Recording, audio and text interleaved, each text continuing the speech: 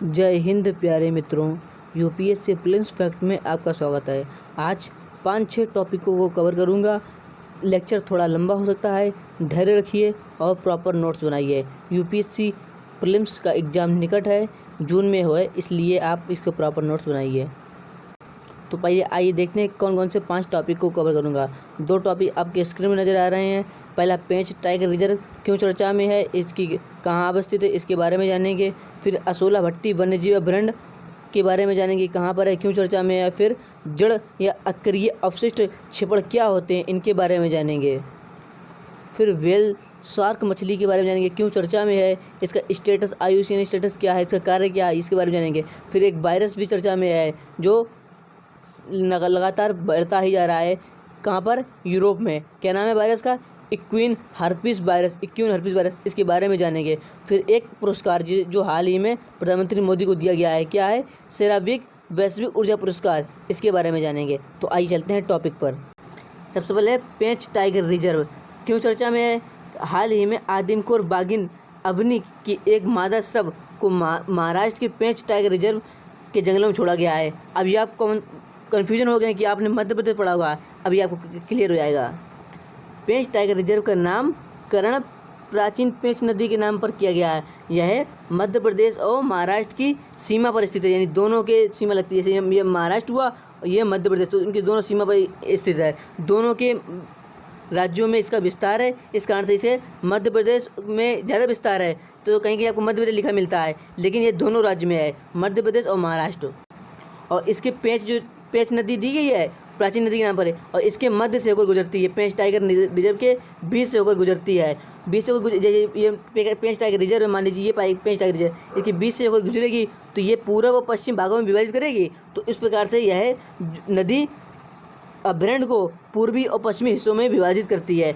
उत्तर से दक्षिण की ओर बहती है, ऊपर से नीचे की ओर बहती है, उत्तर से दक्षिण की ओर बहती है और अभ्यारण्य को 2 भागों में विभाजित करती है। ऐसे बह रही है और अभ्यारण्य को 2 भागों में विभाजित करती है। मध्य प्रदेश में ये कहाँ फैली है? मध्य प्रदेश के सतपुड़ा रेंज में, सतपुड़ा पहाड़ियों के दक्षिण शोर में स्थित है। और महाराष्ट्र में नागपुर जिले में, और नागपुर को क्या कहते हैं? Tiger gateway of India, TGI, tiger gateway of India किसे कहते हैं? नागपुर को कहते हैं। तो भारत सरकार ने 1975 में इसे राष्ट्रीय उद्यान घोषित किया गया और 1998-99 में टाइगर रिजर्व का दर्जा दिया गया, जबकि मध्य प्रदेश ने 1992-93 में इसे टाइगर रिजर्व का दर्जा दिया गया। तो पहले टाइगर रिजर्व का दर्जा किसने दिया? मध्य प्रदेश ने, फिर महाराष्ट्र ने। तो ये आपने जाना किसके? Pench tiger reserve important bird area, यानी IBA कि में अधिसूचित एक महत्वपूर्ण स्थल या महत्वपूर्ण साइट भी है। IBA क्या? तो महत्वपूर्ण पक्षी क्षेत्र कहते हैं। यह बर्ड लाइफ इंटरनेशनल का एक कार्यक्रम है, जिसका उद्देश्य विश्व भर में पक्षियों और संबंधित विविधता वाले इनको पक्षियों के नेटवर्क को पहचान करना, सुरक्षित करना, सुगम बनाने के रास्ते को। बस अब ये देखते हैं इसमें कौन कौन सी वनस्पति पाई जाती है। और आपने यूपीएससी का प्रीवियस ईयर का क्वेश्चन पेपर देखा होगा, तो यूपीएससी अक्सर अभ्यारण्य से होकर गुजरने वाली नदी और वनस्पति के बारे में पूछता है कि कौन कौन सी वनस्पति पाई जाती है। तो इसमें मध्य प्रदेश में कर्क रेखा होकर गुजरती है, तो उष्णकटिबंधीय वनस्पति पाई जाती है। क्या? उष्णकटिबंधीय मिश्र पर्णपाती वन और शुष्क वन पाए जाते हैं। इतना महत्वपूर्ण है, बाकी आप वीडियो को पॉज करके पढ़ सकते हैं। यह कुछ महत्वपूर्ण टाइगर रिजर्व है, इसे आप स्क्रीनशॉट मार लीजिए। देखिए, बक्सा कहाँ पर है? बंगाल में है। डम्फा टाइगर रिजर्व मिजोरम में है। आप इसे देख सकते हैं, ये देखिए पेंच लिखा है, पेंच टाइगर रिजर्व। ये क्या है? मध्य प्रदेश और महाराष्ट्र की सीमा पर स्थित है। और ये पन्ना मध्य प्रदेश में है। संजय दुबरी, सरिस्का, ये सब आप पढ़ लीजिए। राजाजी टाइगर रिजर्व कहाँ पर है? उत्तराखंड में है। आइए अब अगला टॉपिक देखते क्या है। असोला भट्टी वन्यजीव अभयारण्य में अक्रिय अपशिष्ट क्षेपण क्या है, आइए देखते हैं। सुप्रीम कोर्ट द्वारा स्थापित रिज मैनेजमेंट बोर्ड ने असोला भट्टी वन्यजीव अभयारण्य कहाँ पर है? सबसे पहले महत्वपूर्ण दिल्ली में है कि खानों में अक्रिय यानी जो गैर प्रतिक्रियाशील पदार्थ होते हैं, अक्रिय पदार्थों को डंपिंग के प्रस्ताव की समीक्षा करने हेतु एक विशेषज्ञ कमेटी का गठन किया गया। कुल मिलाकर दिल्ली सुप्रीम कोर्ट ने इसको कहा कि आप असोला भट्टी वन्यजीव अभयारण्य में जो अपशिष्ट पदार्थ हैं इसको डंपिंग कर रहे हैं और उसे निपटान न करने की कोई व्यवस्था नहीं कर रहे हैं। इससे खफा होकर कोर्ट ने नाराजगी व्यक्त की। तो असोला भट्टी वन्यजीव अभयारण्य कहाँ पर? दिल्ली में है। इतना महत्वपूर्ण है। अब आइए देखते हैं सबसे महत्वपूर्ण अक्रिय अपशिष्ट या जड़ अपशिष्ट क्या होते हैं। तो अक्रिय अपशिष्ट या जड़ अपशिष्ट वह कचरा है जो ना तो जैविक रूप से प्रतिक्रियाशील और ना ही रासायनिक रूप से प्रतिक्रियाशील होता है, यानी इसको ना जैविक रूप से निपटान कर सकते हैं ना ही रासायनिक रूप से केमिकल डाल के। इस प्रकार का अपशिष्ट या तो विघटित नहीं होता है या बहुत धीरे धीरे विकसित होता है। इस प्रकार के अपशिष्ट होते हैं ये तो विघटित नहीं होंगे, ऐसे ही वर्ष भर पड़े रहेंगे लाइफ टाइम, और या फिर बहुत ही धीरे धीरे विघटित होंगे। इनकी विघटन होने की गति बहुत स्लो होती है। तो आपके मन में उठ रहा होगा क्या होते हैं अपशिष्ट पदार्थ, ये अक्रिय अपशिष्ट। तो अक्रिय अपशिष्ट में निर्माण सामग्री, विध्वंस सामग्री जैसे धातु हुई, लकड़ी, ईंट, राजगीर से जुड़े यानी मिस्त्री से जुड़े अपशिष्ट, सीमेंट, कंक्रीट और डामरी कंक्रीट नहीं, कंकड़ वाले होते हैं, पेड़ की शाखाएं ये मोटी मोटी होती हैं, और कोयले से जलने वाले बॉयलर की राख नहीं, जो राख निकलती है, राख ये आप देखते होंगे कि भट्टे में जो लाल लाल कलर की राख निकलती है, ये क्या होती है? अब वायु प्रदूषण में जो अपशिष्ट बुरादे में शामिल होते हैं, इन सबको वायु प्रदूषण शामिल किया जाता है। हालांकि इन्हीं तत्वों सीमित नहीं, मेरे मतलब कहने मतलब है कि सिर्फ इतने ही नहीं, इससे ज़्यादा भी और होते हैं। अपने मन से आप जोड़ सकते हैं, जैसे कंक्रीट हुआ, सीमेंट की जो पत्थरा हो जाती है, उस प्रकार की जो समझिए आप, जो ना ही बायोलॉजिकल यानी रासायनिक रूप से विघटित हो ना ही जैविक रूप से विघटित हो, ऐसे पदार्थों को अपशिष्ट, अक्रिय अपशिष्ट पदार्थ कहते हैं। ये अपशिष्ट पदार्थ आमतौर पर पर्यावरण, जानवरों और अन्य लोगों के स्वास्थ्य के लिए खतरा पैदा नहीं करते। देखिए आपके अगर घर के पास में कोई मोरम गिट्टी का ढेर लगाओ तो आपको नुकसान पहुंचाता है? नहीं नुकसान पहुंचाता है, लेकिन क्यों? और ना ही जल स्रोतों की गुणवत्ता को प्रभावित करते हैं, गुणवत्ता को खतरे में डालते हैं। ना शरीर के लिए हानिकारक होते हैं, ना ही जल स्रोतों के लिए हानिकारक होते हैं। बस इनका क्यों मुद्दा बना हुआ है? क्योंकि ये बहुत अधिक स्थान को कवर करते हैं, इस कारण से यह मुद्दा चर्चा में बना हुआ है। बहुत अधिक स्थान घेर लेंगे तो वो स्थान को हम लोग यूज नहीं कर सकते हैं, बस इसलिए खतरा होता है। बाकी ना ही पर्यावरण के लिए हानिकारक होते हैं, ना जल स्रोतों के लिए, ना स्वास्थ्य के लिए। आइए देखते हैं। असोला भट्टी वन्य जीव अभयारण्य 32 वर्ग किलोमीटर क्षेत्र फैला हुआ, दिल्ली हरियाणा सीमा पर स्थित है। अरावली श्रृंखला नोट कीजिएगा, अरावली श्रृंखला के दक्षिणी दिल्ली रीज में स्थित है, और इसके आसपास से 1 किलोमीटर क्षेत्र को इको सेंसिटिव जोन घोषित किया गया है। इसे करने से क्या होता है? इको सेंसिटिव जोन घोषित करने से इसमें क्या होता है कि वाणिज्यिक खनन हुए, उद्योगों की स्थापना हुई और जल विद्युत परियोजना की स्थापना जैसी गतिविधियों प्रतिबंधित होती है। किस लिए? क्योंकि इस क्षेत्र में, इस 1 किलोमीटर क्षेत्र में पर्यावरण संबंधित संवेदनशील क्षेत्र घोषित कर दिया है। ना ही आप उद्योग डाल सकते हैं, ना ही जल विद्युत परियोजना, ना ही कोई खनन कार्य कर सकते हैं।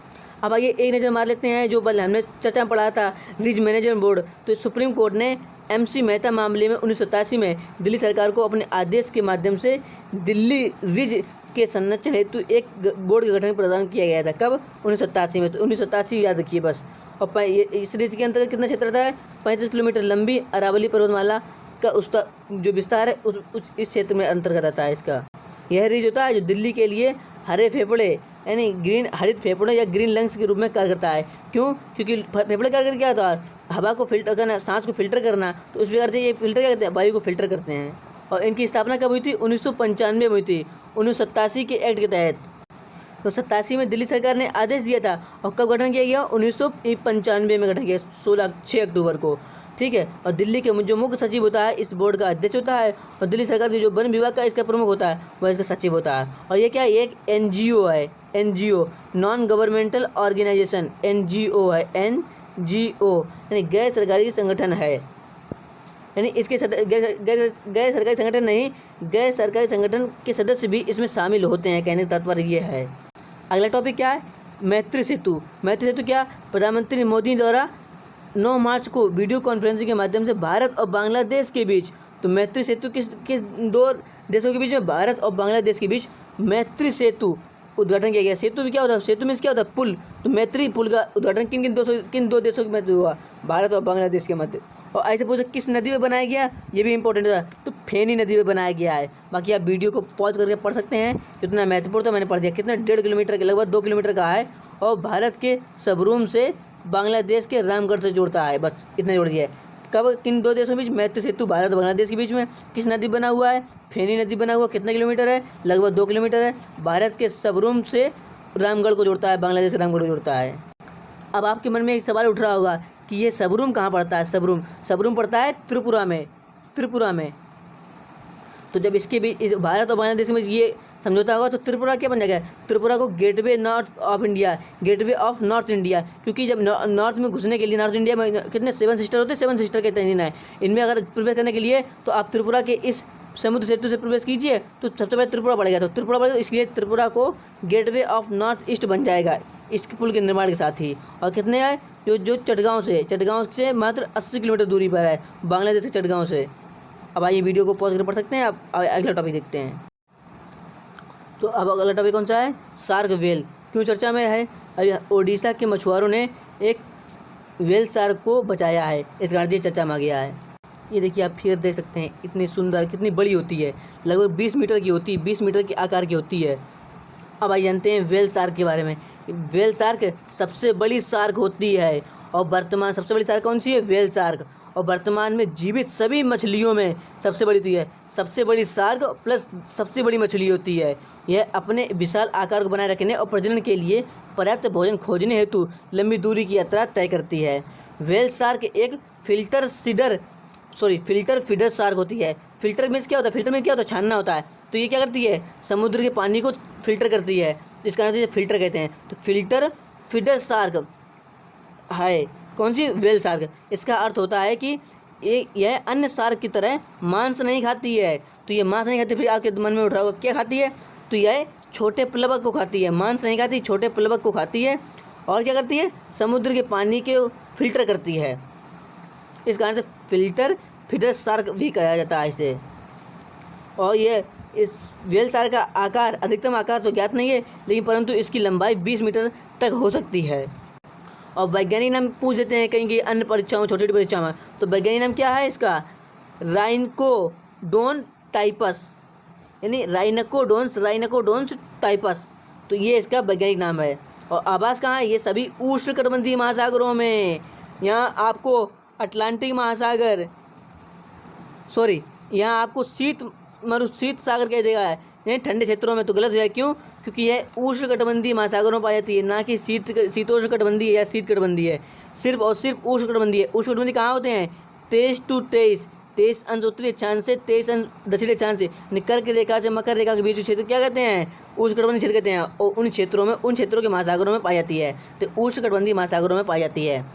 और इन्हें खतरा क्यों है, तेल और गैस ड्रिलिंग होती है, समुद्रों में तेल की खोज की जाती है और ड्रिलिंग से इनकी मृत्यु हो जाती है। और शिपिंग जहाज़ निकलते हैं और नीचे जहाज़ से बड़ी मात्रा में ध्वनि प्रदूषण करते हैं, जिससे इनको गति प्रभावित होती है, इनकी जो सुनने की क्षमता होती है वो प्रभावित होती है। और क्या, जो इनसे जो टक्कर लग जाती है कहीं कहीं तो जहाज लादने वाले जहाज़ों से, इसलिए इनकी मृत्यु हो जाती है। और कहीं कहीं ये समुद्र तटों में फंस जाते हैं। वो समुद्र तट जैसे ये समुद्र तट है, भारत समुद्र तट है, यहाँ ओडिशा में, जहाँ समुद्र तट होगा वहाँ गाद होती है, गाद कम पानी होता है, छितला पानी, वहाँ कहीं शिकार चक्कर में आते हैं और यहाँ फंस जाते हैं, तो बड़ी मात्रा में मृत्यु होती है। अभी हाल ही में कुछ समय पहले ऑस्ट्रेलिया के तट पर इसे बहुत सी लगभग 100 देशों व्हेल की मृत्यु हो गई थी। क्यों, क्योंकि तट में फंस गई थी, इस कारण से।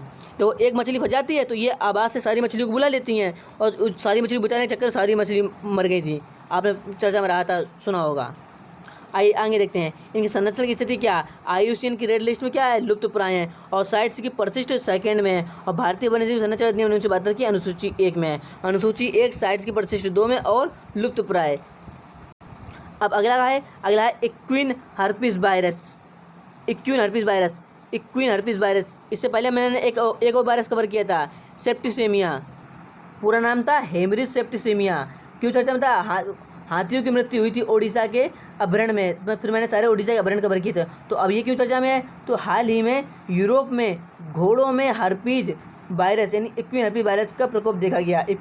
इक्विन हर्पिस वायरस फर्स्ट का प्रकोप देखा गया, कहाँ पर, घोड़ों में। तो इससे क्या निष्कर्ष निकलता है कि यह घोड़ों में होने वाली बीमारी है। घोड़ों ना दे तो जानवर दे देगा, तो जानवरों में या घोड़ों में होने वाली बीमारी का नाम क्या है, इक्विन हर्पिस वायरस। इससे पहले जो मैंने कवर किया था, कौन सा कवर किया था वायरस, नाम बताएं आप हमें कमेंट बॉक्स में।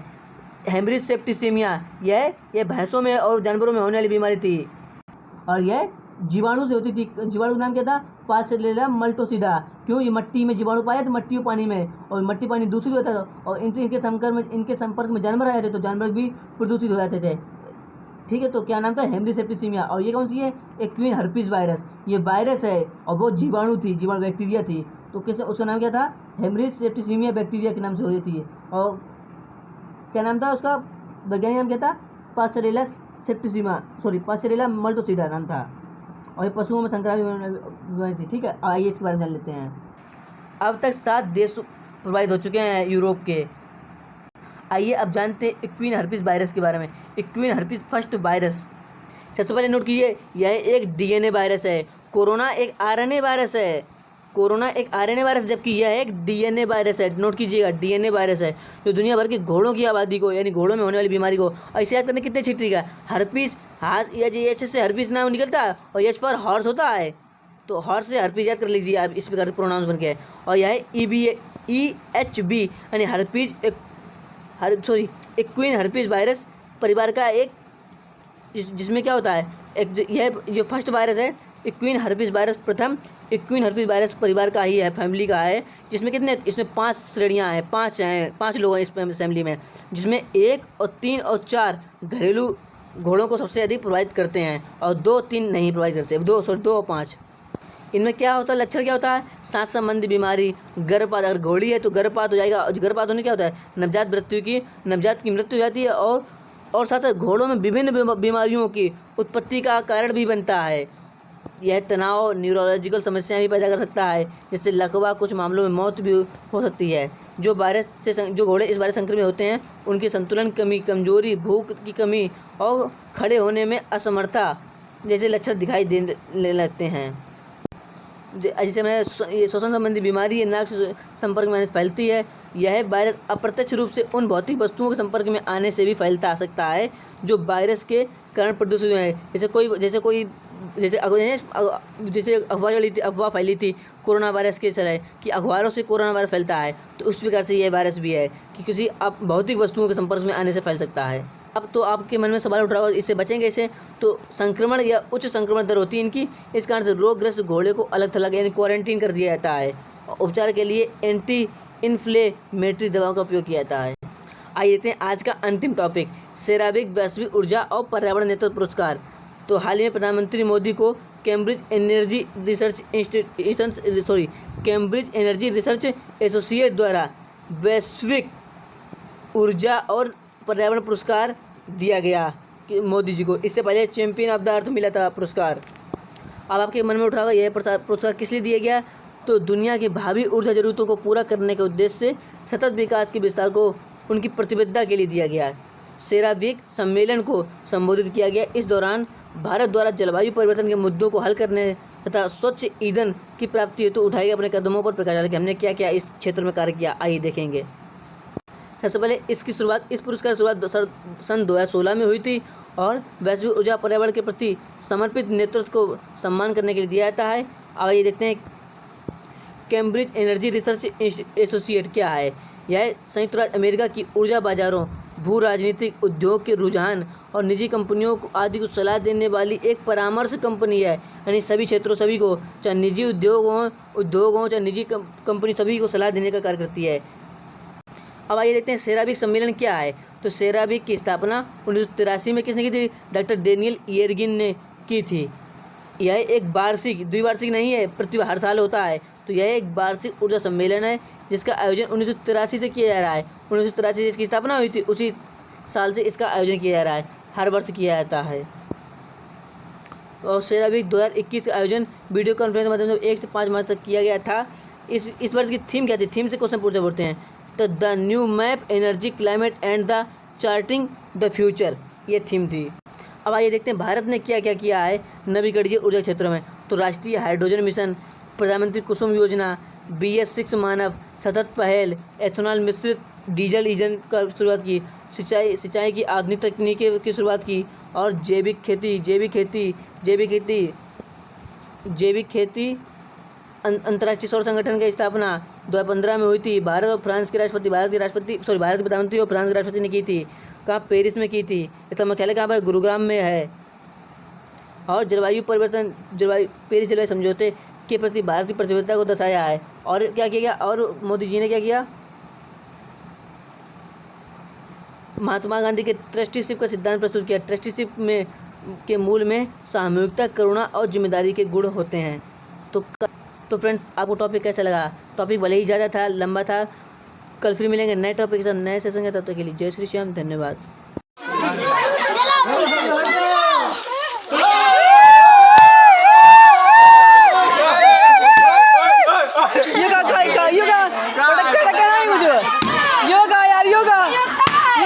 चिटपुटिया हो रही है, चिटपुटिया हो रही है मैं कुछ आई नहीं, मैं कुछ आई नहीं।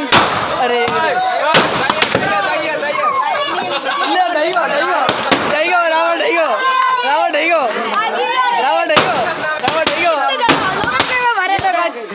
रही है, चिटपुटिया